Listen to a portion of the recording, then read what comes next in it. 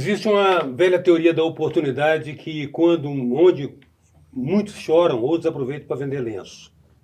Nosso entrevistado de hoje é uma versão disso, que onde a pessoa faz o lixo, ele faz o ouro. Ele é o empresário Bruno Bosio, do setor de reciclagem, com quem a gente passa a conversar agora. É por aí, Bruno?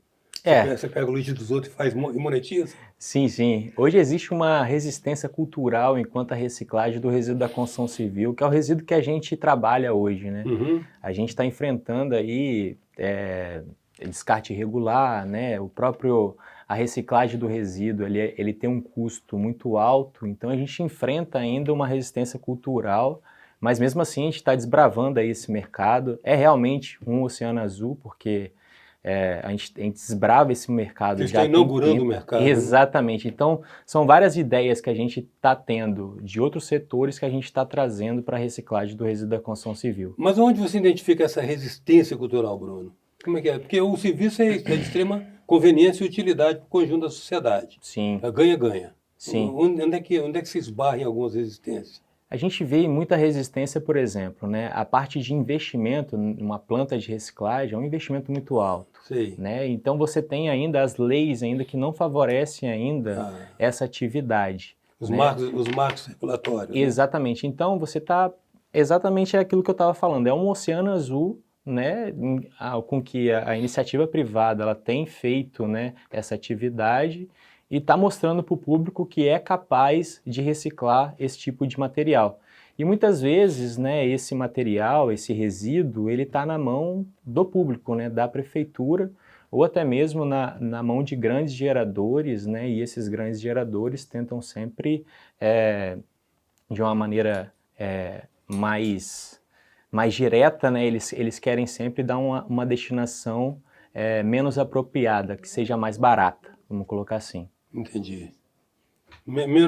Digamos assim, de menor interesse social, inclusive, né? Exatamente, porque reciclar custa caro. Então a gente cobra um valor, principalmente para a destinação do resíduo, né? Então a destinação do resíduo ele tem um valor.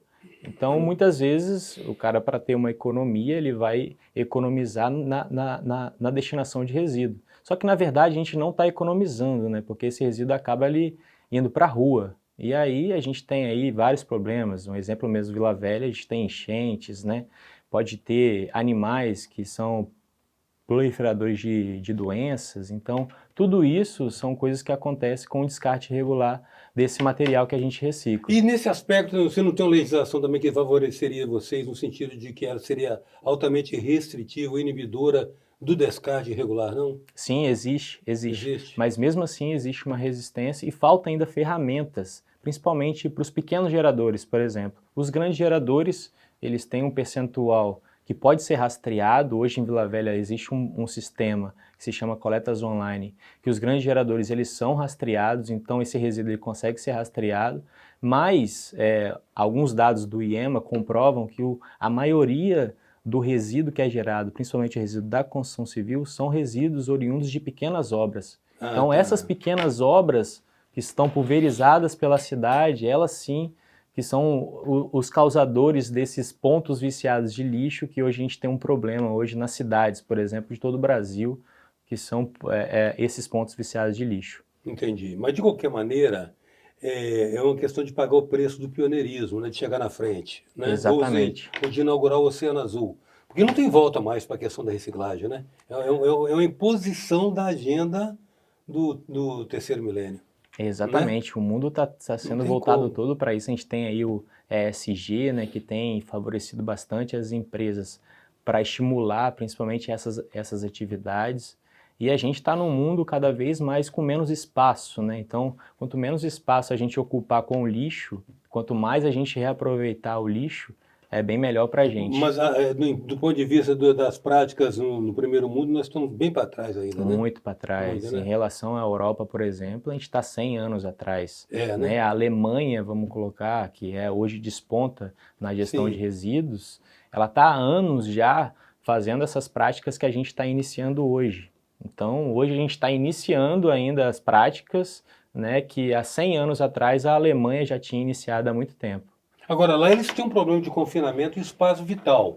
Eu acho Sim, que aqui nossa dimensão continental, afrouxa um pouco a coisa, né? Favorece. Favorece. Tanto o Brasil quanto os Estados Unidos, né, tem uma dimensão continental, então isso favorece o aterro, por exemplo, desse material, não a reciclagem. Então, o espaço, ele conta muito. Mas à medida que a população vai crescendo, os aterros vão ficando mais longe, né, então o frete ele vai ficando mais longe para carregar esse material até esses aterros que vem ficando cada vez mais distantes. A gente tem que ter soluções que sejam compatíveis até com o mercado, né? Disputar com esse frete para que a gente consiga reaproveitar o máximo de material aqui mesmo dentro da cidade, não mandar ele para longe, vamos colocar assim. Uhum. Agora, o produto que você usa o entulho, o material a ser reciclado, como insumo ou matéria-prima de um produto que vai voltar para o mercado. Você tem uma demanda boa para o produto do oriundo da reciclagem? Isso. Então, o entulho, né, que é o resíduo gerado na obra, o que a gente recicla mesmo, o que a gente quer, é o resíduo de alvenaria, né, que é o concreto, lajota, resto de argamassa e tudo mais. Só que dentro dessa composição vem ainda plástico, papelão, madeira. Então o entulho ele precisa passar por uma triagem, né, uma triagem, uma mesa de triagem que a gente usa hoje. Então, inclusive na marca ambiental, a gente tem um serviço social muito bacana, que é feita essa triagem por presidiários do regime semiaberto, né? Então, esses presidiários, eles separam esse material, aí sim que o material ele passa por um processo de britagem, que é o processo de transformação do material, né, da quebra dessa alvenaria, desse concreto. Depois sim a gente passa por um processo de peneiramento, né, que é a parte de seleção, aí sim a gente tem o agregado reciclado, que é o produto oriundo da reciclagem do resíduo da construção civil, onde a gente esse material é usado em pavimentação, em obras de saneamento, por exemplo. A Cesan tem usado bastante esse material nas suas obras, né? A própria empresa de terraplanagem da Serra hoje consome bastante o nosso material. Então, a terraplanagem tem sido um grande aliado aí da reciclagem para uso desse material. A presença hoje é do empresário Bruno Bozzi. Voltamos já. Voltamos com a presença do empresário Bruno Bozzi. Bruno, você mencionou a questão da destinação do material reciclado depois da reciclagem feita. Me chamou a atenção, você falou que é muito usado em obra de pavimentação de rua, de estrada, né? É interessante que no Brasil sempre houve um questionamento sobre isso, porque o capeamento asfáltico não parecia satisfatório por causa do prazo de vida útil dele, né? E sempre se falava da necessidade das rodovias serem pavimentadas com concreto, né? Mas era muito alto e dispendioso. Já está conseguindo haver um uso mais intensivo, então, desse tipo de pavimentação? O nosso material ele é usado para base e subbase, ou seja, é um material que vem antes, exatamente, vem antes do asfalto. Depois ele pode ser asfaltado de qualquer forma, né, em cima do nosso material. E o nosso material, a gente tem todos os laudos técnicos comprovando que ele é um material igual um de extração natural, que ele vai se comportar muito bem com aquele tráfego, exatamente, com aquele tráfego que é feito ali naquela via. Mas é porque, de fato, até hoje existe essa tese de que, como o concreto é caro, ele se torna inviável, mas ele é perene. Uma rodovia pavimentada com concreto, como diz o dura até acabar. Exatamente. De tanto em tanto tempo você tem que estar... Tem que estar sempre renovando, né? Você tem que sempre surgiu até um folclore sobre isso, né? Sobre a espessura da manta asfáltica, que às vezes vendia 5 e entregava 3, essas coisas. Mas é coisa de Brasil. Coisa de Brasil. Uma outra questão é saber o seguinte: no seu negócio você tem que ter um uso de capital intensivo, investir em equipamento, ou você tem que mobilizar muita mão de obra? Na verdade, o nosso negócio é um negócio que tem a margem muito baixa, porque é um processo industrial que a gente tem ali. Então, o investimento é alto, como a gente falou, e a gente tem um controle muito rígido, por exemplo, de custo unitário do material. Então, quanto mais você produz, maior a sua margem de lucro, e quanto menos você produz, menor a sua margem de lucro. Então, você tem um custo fixo alto. Exatamente. Né? Então, resumindo, quanto maior o seu investimento para ter uma planta que faz mais material, você vai ganhar mais. Só que isso você tem que fazer um estudo, um planejamento para ver se realmente existe essa matéria-prima, né? E se existe essa demanda de mercado para o agregado reciclado. Então, Entendi. tudo isso são coisas que acontecem lá no planejamento, antes mesmo de ser implantado uma usina de reciclagem. O Bruno Ford, você está focado na questão do entulho, do reuso e da destinação do resíduo de obra. Aham. Mas, consequentemente, você está no setor e não, tem que ter uma percepção mais ampla. Como é que você está vendo essa questão do tratamento do pós-consumo aqui no Brasil? Como é que você está vendo o encaminhamento disso? Há anos se fala na coleta seletiva. Nem as Uhum. prefeituras oferecem essa opção, porque, na verdade, se você fazer a coleta seletiva, o nego mistura no caminhão de lixo. Como é que você Aham. está vendo isso enquanto cultura, enquanto um comportamento desejável? Ao longo da história, a gente vai vendo o que vem acompanhando, por exemplo. O lixo mesmo, ele tem uma história, né? Se a gente for colocar. Antigamente, ele é chamado de imundície, né? Que era tudo junto, esgoto e resíduo sólido. Então, as pessoas já jogavam na rua. O esgoto, a água levava e o sólido ficava ali e atrapalhava um pouco. Depois começou a separar, né? O esgoto começou a jogar no mar e o sólido começaram a levar ele para longe. Né? Então, com o tempo as coisas foram evoluindo e as pessoas foram começando a reparar no lixo. E aí, com a Revolução Industrial, a gente vê as embalagens, exatamente aquilo que você estava falando. Então, a gente tem uma proporção assim de rejeito, né, de matéria que a gente tem feito, né, de embalagens, que é desproporcional à quantidade que a gente até pode reciclar. E eu acredito que a gente tem que caminhar, né, para um equilíbrio, né, de tecnologia em reciclagem e geração de resíduo, ou seja, a gente ter Usar menos uma embalagem. sociedade mais consciente, usando menos embalagens e, lógico, despontar mais na reciclagem dessas embalagens, mais desses produtos, né, vamos colocar assim, porque são produtos que podem ser reciclados. E aí a gente buscar esse equilíbrio para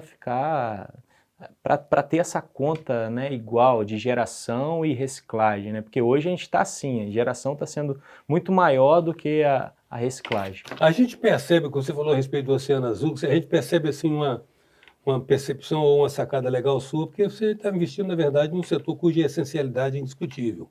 Querendo ou não, tem que ter. Então, Sim, né? o Isso lixo nunca para. exatamente, as pessoas não param de consumir, as pessoas não param de gerar lixo, e é uma questão a se discutindo ainda sobre a destinação do lixo, sobre o descarte, né, sobre o pós-consumo, mas a verdade é que você está num setor que... Mas como é que você chegou aí? Na verdade, o meu pai, né? Meu pai é um grande transportador de entulho Ah, aqui você da já tem uma Grande história aí Vitória. para trás. Sim, exatamente. Há 20 anos atrás, meu pai tinha iniciado uma empresa de transporte de entulho. Né? Na época, eu jogava futebol ainda na época, mas sempre vinha para Você casa. jogava o quê? Profissionalmente? Joguei profissionalmente no Vasco da Gama, no seu time, né, Eustáquio? Não espalha. E aí, joguei na Itália, joguei alguns times lá na Itália, mas sempre quando tinha um tempo, eu vinha aqui em casa e ficava olhando a empresa do meu pai, que é uma empresa familiar, que também é minha, né? Eu também faço parte. Então, aprendi muito com ele nesse trabalho. Foi onde surgiu a oportunidade, quando eu parei de jogar, né, de trabalhar dentro da empresa dele. Trabalhei um tempo com ele. Depois surgiu uma outra oportunidade de ser sócio de uma usina de reciclagem aqui em Vila Velha. E um tempo depois eu conheci o Gustavo Ribeiro em uma visita até a nossa empresa, né? O do Gustavo Ribeiro, que é o CEO da marca ambiental hoje. É um nome, é uma marca mesmo. A marca é uma marca dessa A área. marca É uma brand nessa área. exatamente, a marca é referência aí no país de múltiplas soluções para o resíduo, né? Para qualquer tipo de resíduo. Então, a marca visitou a gente, né? Visitou essa unidade nossa. Então, a gente começou ali uma amizade com o Gustavo Ribeiro. O Gustavo falou que queria essa solução dentro da CTR, que até então ele não tinha essa solução dentro da CTR marca. Foi onde surgiu a oportunidade de fazer esse projeto junto com eles, né? Junto com a marca, e foi onde surgiu a Vila Recicla. Hoje a Vila Recicla tem 2 unidades, uma em Nova Carapina, na Serra, e a outra em Cariacica, que é dentro da própria CTR Marca Ambiental. Essas 2 unidades são unidades em parceria com a marca, são em áreas da marca ambiental, onde a gente recicla quase 15 mil toneladas por mês de resíduos da construção civil, provenientes de resíduo público, tanto de resíduo público quanto resíduo privado, Uhum. né? Então a gente atende esses dois públicos hoje. Bruno, agradeço muito sua presença aqui, seu compartilhamento do conhecimento no setor muito específico com a gente, comigo e com o nosso telespectador. Muito grato. Obrigado, Stack. Eu que agradeço. Eu tenho você como amigo e acredito que a gente vai ter muita conversa ainda. A presença desse jovem empreendedor e feliz já na oportunidade de mercado do segmento do nicho ou do oceano que ele está inaugurando, Bruno Bose. Até já.